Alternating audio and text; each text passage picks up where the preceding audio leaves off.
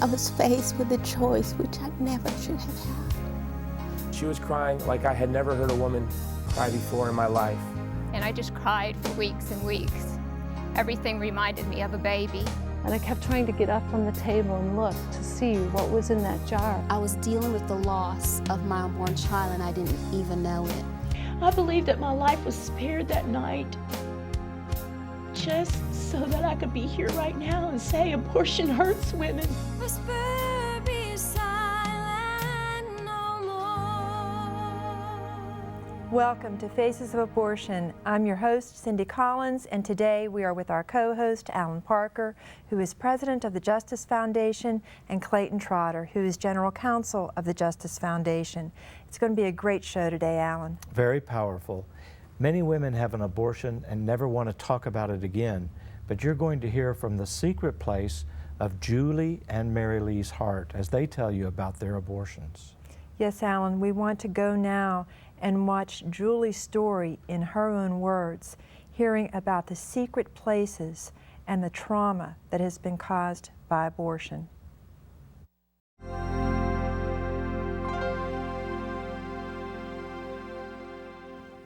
Hi, my name is Julie, and I'm going to talk to you about my experience with abortion.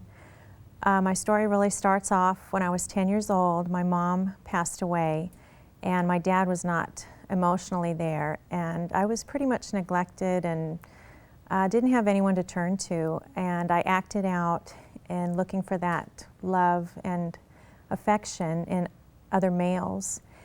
And when I was 16 years old was when I first had sex, and I became sexually active, and I met this man who was 24 years old and should have known better and not been with a 16-year-old, but the first time I had sex with him, I ended up getting pregnant.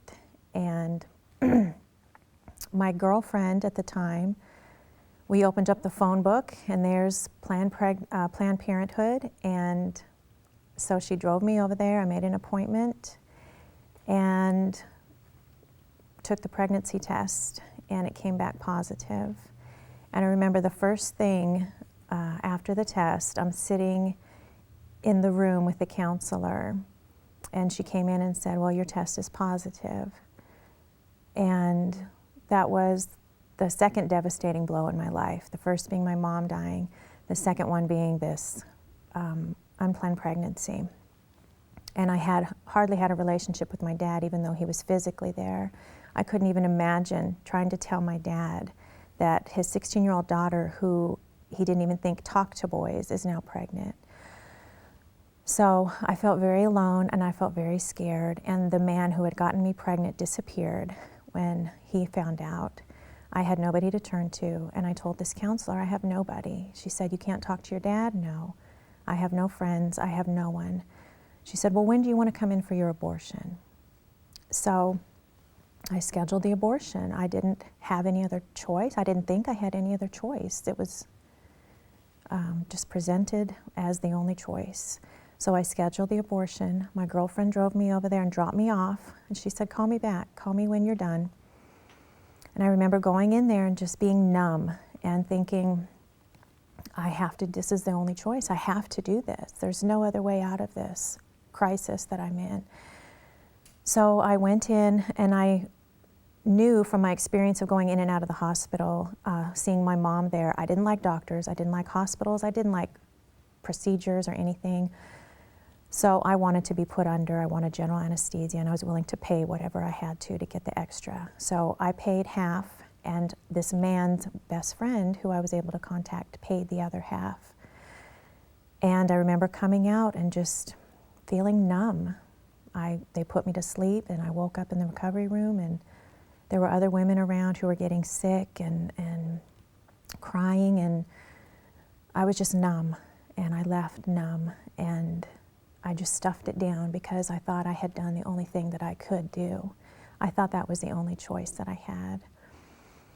And the years following that, I didn't have a great sense of self-worth anyways from growing up in the situation I was in, being neglected, but the abortion just amplified that. I felt worthless, I felt powerless, I didn't care if I lived or died. Nobody else cared. I remember drinking. I remember I had a motorcycle, and I went to a bar and got completely intoxicated, and then drove on the freeway 100 miles an hour on this motorcycle, weaving in and out of cars. I didn't care if I lived or died. Nobody else cared. Why should I care? And it just led to more promiscuity and more people leaving me, and depression. Right after I had the abortion when I was 16, I just wanted to die. I went into the bathroom at my high school, and I had a bottle of painkillers, and I took the entire bottle.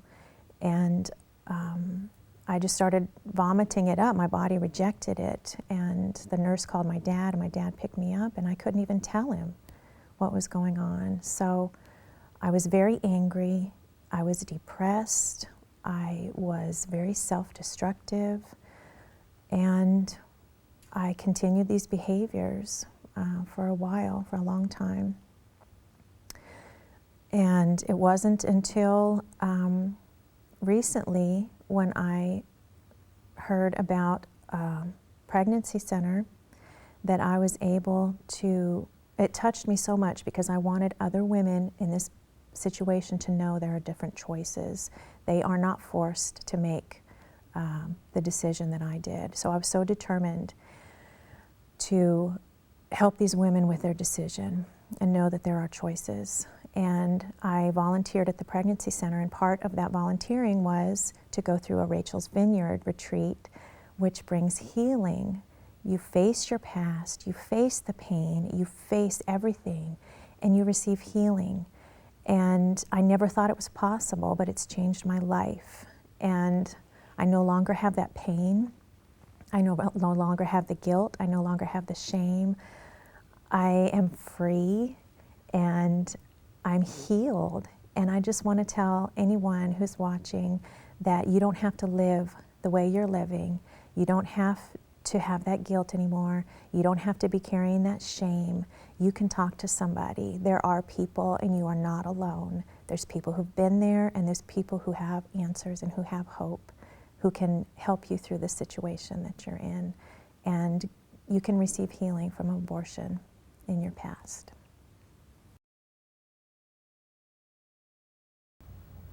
You can be healed. Those were the words that Julie spoke about her experience and the trauma of abortion. If you have experienced abortion, we want to encourage you to call the National Helpline for Abortion Recovery. That number is 1-866-482-LIFE. There is someone on the other end of that line that wants to listen to you, direct you to abortion recovery so that you can be healed just as Julie was healed, Alan. It was just so wonderful to see even her very countenance change whenever she started to talk about the healing process. Yes, it is good to know that there are ways to overcome this pain of abortion, but I also just hate to hear every time that a woman has been hurt so badly by abortion, that the pain gets so intense she wants to try to commit suicide, to end her life. And it just tears me apart to hear that from so many women that we've had on the program and others. And that was evident in Julie, of just hearing the trauma. So much of what she shared was the trauma